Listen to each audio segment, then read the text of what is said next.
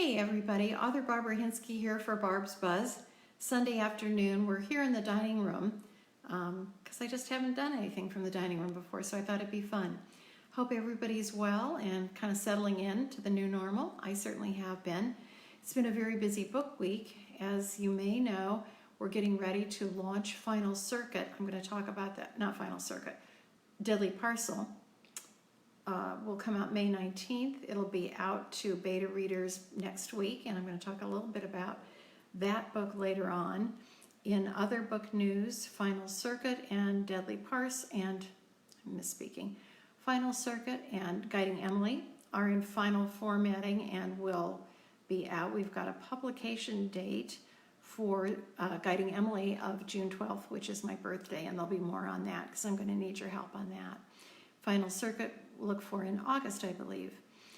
I've also been writing up a storm. I'm getting close to the end of the first draft of book 7 of the Rosemont series. Should finish it up in the next couple weeks. Books tend to, are easier to complete, as you're racing towards the end because you know what you want to happen and how you want to resolve things, and it's a matter of filling in the cracks and writing the end. And so I was writing until just a few minutes ago, and I'm really enjoying this book and enjoying the process, so I'll be working more on that. In the meantime, I guess one of the highlights of this week was putting on my mask and gloves and going to Costco and got toilet paper and paper towels. Whoever knew that we'd feel like, wow, I got toilet paper and that would be the big thing, but that's where we are, and so that's what I did this week. I also got, I'm going to turn this around. Okay. I also got a copy of this cookbook, the Downton Abbey Afternoon Tea Cookbook, the official cookbook. They've got several of them. You can see from my hand, it's not a very big book, which makes it a very nice thing. And I've been doing some cooking out of it. I was asked to review it. Got an advanced copy, as some of you may or may not know. Hey, Suzanne.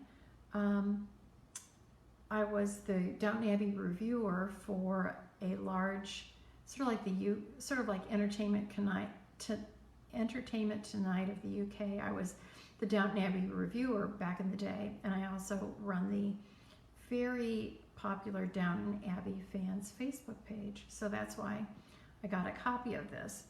And I did some baking. I need to stop all this baking because I'm doing too much eating. I made a lemon drizzle cake and palmers. I want to show you a picture. I'm not very good at doing this stuff one-handed. So I made these palmers last weekend and they were wonderful. It's a great little recipe. It uses frozen puff pastry. Supposed to bake them for 15 minutes, and mine took a good 30 minutes to come up with that browning, so that was a little bit disappointed. I made the lemon drizzle cake, and here again it said 55 minutes, and I used the exact size pan from the recipe, but at 48 minutes when I checked it, it was already overdone, so it was kind of dry. It was overbaked, as they would say on the British baking show, but there it is. So I'm going to let you see a little bit of, if I can, let's see if I can do this, of the cookbook. You can get an idea, because this really, it's like 20 bucks on Amazon now. There's a Bakewell tart. I've heard about those from the Great British Baking Show. It's a beautiful little cookbook. Lots of interesting photos from the movie and the TV show, and these beautiful recipes, so prettily photographed. This is a Battenberg cake. I've never made one. Doesn't it look wonderful? I bet it's quite a lot of work to assemble that thing. But anyway, that's the Downton Abbey cookbook. I've set it aside because I need to just write, and I need to quit making and eating baked goods. Hi, Patricia. Hi, Bobby. I'll tell you, Bobby, that lemon drizzle cake was really nice and lemony, and I used lemons from my tree, so that was sort of fun. As promised, I wanted to talk a little bit about Deadly Parcel. Here's a printout of the cover, Good Things Don't Always Come in Small Packages. And I've been asked, how do you come up with the ideas for, put this over here, for a murder mystery? Well, I think as a child, I was always a very fearful child. I wasn't the kid, I was always afraid of the dark. My older brother was fearless. He had his bedroom, he had an attic bedroom, and it was big and nice. But my parents slept on the first floor, and I never wanted an attic bedroom. I was even afraid to go up there during the day. I always wanted to be close to my parents, and if I woke up in the middle of the night, I was one of those obnoxious kids who would call for my mother to come and lay down on the bed so I could go back to sleep. That overactive imagination that was a difficult trait in a child has been a good trait in a writer. And so when I'm driving around, particularly, I will see a location or something, and I'm like, ooh, that looks spooky, someplace at a mall, say, that's out of the way, and I'll look at it and I think, gosh, there was a dead body back there or a bomb back there. You'd never find that. And that's the kind of thinking that leads you into writing a murder mystery. So one of my thoughts was, wouldn't it be creepy to get a package and you open it and there's like a severed body part in it? Yeah, that'd be pretty creepy. So that's how Deadly Parcel starts out.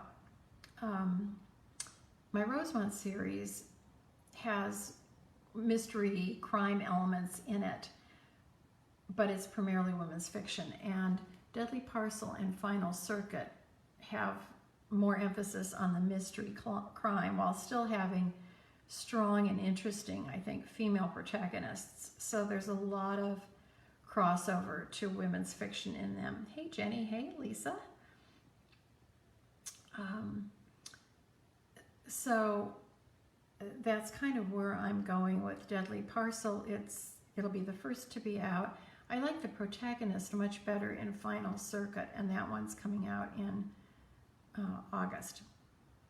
Some people are saying this is a poor time to launch a book. Maybe it is. I don't know, but I will find out, won't I? One other thing I've done in the last couple of weeks, at Lisa's insistence, Lisa always has, my Lisa Coleman also has great ideas, and she said, you know, we've got the Rosemont series, we've got now these 2 murder mysteries, the Christmas Club, and Guiding Emily, which is going to be the first book in a totally new series. So it would be helpful to have something to tie them all together, and that would be a logo. So I hired a logo designer, and they just finished it Friday, and I'm going to put it up here, that you get the first look at my new logo. And it's printed in 3 different ways depending upon whether it's going to be in a light or a dark background, but I think that suits me just to a T. It says I'm a writer. It's not overly feminine, so it could be either a mystery writer or just a women's fiction. Hey, Pat. So, hey, Bobby. So that's what I've been doing. Like I said, the next 2 weeks will be focused on finishing up the first draft of book 7 and coming up with a title for the book, and then making sure that we get Deadly Parcel launched. Again, if you're an advanced reviewer, take a look at your email. You'll be getting the book probably early next week. And then I know it's kind of coming close on the heels of Deadly Parcel, but did I say Final Circuit a minute ago? You're going to be getting Deadly Parcel next week. Hi, Jill. Hi, Jenny. So close on the heels of these things is going to be my request for beta readers for Guiding Emily. And I'll talk exclusively about that, I think, next Barb's Buzz. But that book is by far, I think, the best thing I've ever written. My beta readers are absolutely crazy about it, as am I, and I'm going to donate half the proceeds to the Foundation for Blind Children. So it's got a lot of work to do in raising money and raising awareness of issues that the blind are facing. So I'm going to need some help from you guys on that to read it, review it, and talk about it. And we've got other plans on that. people who were interested in the Christmas Club and interviewed me are all very interested in guiding Emily. So we'll see where that goes. At any rate, I hope whatever you're doing, you're having a good afternoon. We're having record heat here in Phoenix. It's going to be like 105, I think, on Wednesday or Thursday. Blah. It's too soon for that, but there it is. Take care, everybody, and feel a warm hug from me. Thank you for saying that it's very classy. Take care. Bye.